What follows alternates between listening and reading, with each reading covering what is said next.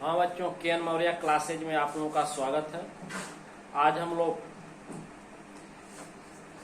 जो है मुर्गियों में प्रजनन की विधियां पढ़ेंगे। प्रजनन की विधियां, methods of breeding in poultry. Methods of breeding in poultry. प्रजनन की क्या विधियां हैं? सबसे बड़ी चीज, प्रजनन के आधार पर ही crop production, hand production, meat production and economic value निर्भर करता है। तो हम लोग आज इस वीडियो में प्रजनन की विभिन्न विधियों के बारे में चर्चा करेंगे। अध्ययन की सुविधा की दृष्टि से कुल 5 काइंड ऑफ ब्रीडिंग मेथड्स हैं, 5 प्रकार की प्रजनन की विधियां हैं। चलिए, सबसे पहले प्रजनन की विधि है ग्रेडिंग। ग्रेडिंग ब्रीडिंग क्या है? इसमें एक उत्तम नस्ल के नर, गुड वेराइटी मेल लिया जाता है। एक गुड वेराइटी मेल लेकर के समान नस्ल की मुर्गियों के साथ क्रॉस कराया जाता है। ध्यान दीजिए, एक गुड वेराइटी अर्थात डिपेंड ब्रीडिंग मेल वेराइटी, नर की नस्ल पर ये निर्भर कर रहे प्रजनन। तो गुड वेराइटी के नर को लेकर समान नस्ल की मुर्गी के साथ क्रॉस कराया जाता है, समान नस्ल। दूसरा, आउट ब्रीडिंग। इसमें समान नस्ल की विभिन्न स्ट्रेन वाली मुर्गियों के मध्य मैथुन कराया जाता है। समान नस्ल की विभिन्न स्ट्रेन वाली मुर्गियों के मध्य मैथुन कराया जाता है। सेम वैरायटी हैन होती है और उनमें इंटर क्रॉस कराया जाता है, आपस में मैथुन कराया जाता है। Cross breeding.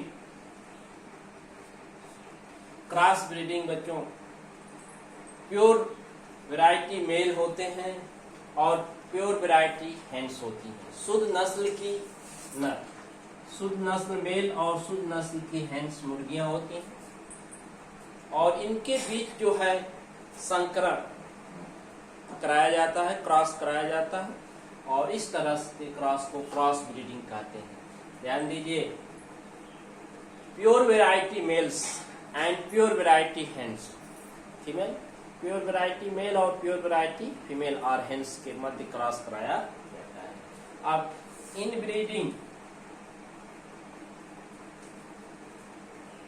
इनब्रीडिंग अंतः प्रजनन।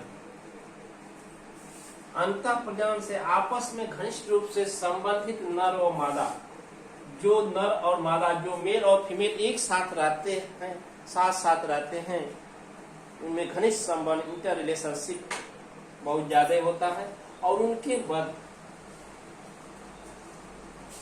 फीमेल मुर्गियों में क्रॉस कराया जाता है। घनिष्ठ संबंध रखने वाले नर और मादा के बीच क्रॉस कराया जाता है, जबकि लाइन ब्रीडिंग में आपस में संबंधित नहीं होने वाले नर और मादा मुर्गियों के मध्य क्रॉस कराया जाता है।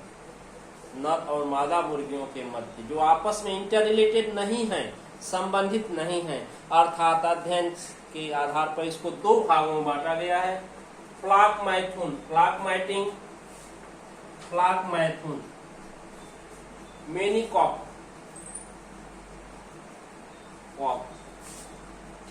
बहुत मुर्गे और मेनी हेन्स, बहुत सी मुर्गियों। मेनिकॉक्स बहुत से मुर्गे और मेनी हेन्स बहुत सी मुर्गियों के मध्य क्रॉस कराया जाता है। इस तरह के क्रॉस को फ्लॉक मैटिंग के नाम से जानते हैं। क्या जानते हैं? Flock mating. और पेन मैटिंग, पेन मैथुन क्या है? इसमें एक मुर्गे द्वारा हेन के एक पेन का मैथुन कराया जाता है। एक मुर्गे द्वारा हेन्स के एक पेन का मैथुन कराया जाता है। इस तरह के मैथुन को पेन मैटिंग कहते हैं। अब फ्लॉक मैथुन के कारण उत्पादन अधिक होता है। फ्लॉक मैथुन से जो है प्रोडक्शन की अधिक क्षमता पाई जाती है। इस तरह से बच्चों हम लोग methods of breeding in poultry, मुर्गियों में प्रजनन की विधियों के बारे में अध्ययन किए। अब इसमें डिजीजेज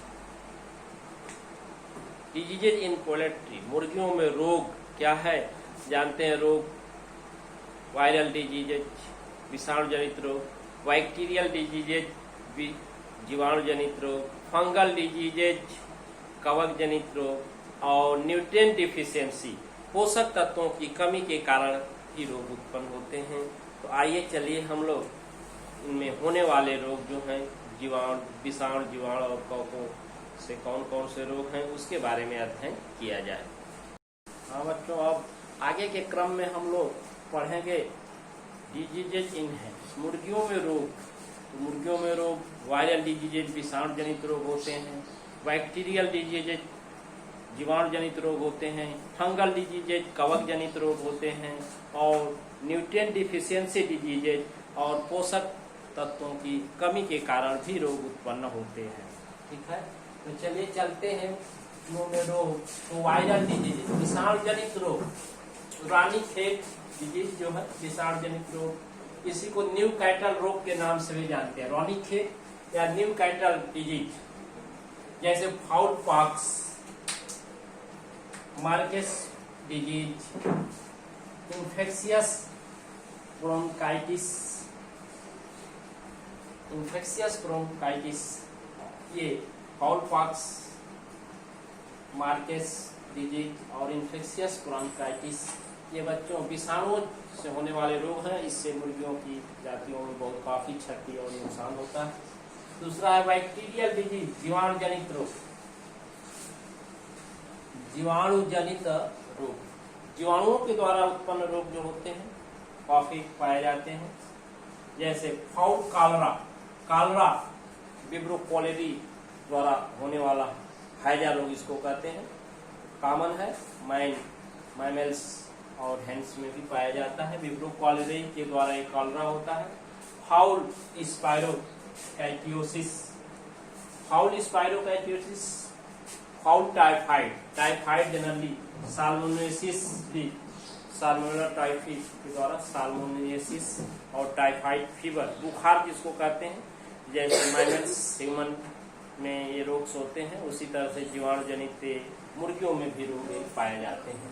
ये टाइफाइड और फाउल कॉलरा, कॉलरा से मुर्गी के पालन में मुर्गियों की काफी क्षति होती है, इससे बहुत ही नुकसान होता है। अब तीसरा आता है बच्चों फंगल डिजीज, कवक जनित रोग। कवकों द्वारा जो उत्पन्न रोग होते हैं उसको फंगल डिजीज, कवक जनित रोग कहते हैं। ये मुख्य रूप से दो ही प्रकार के होते हैं,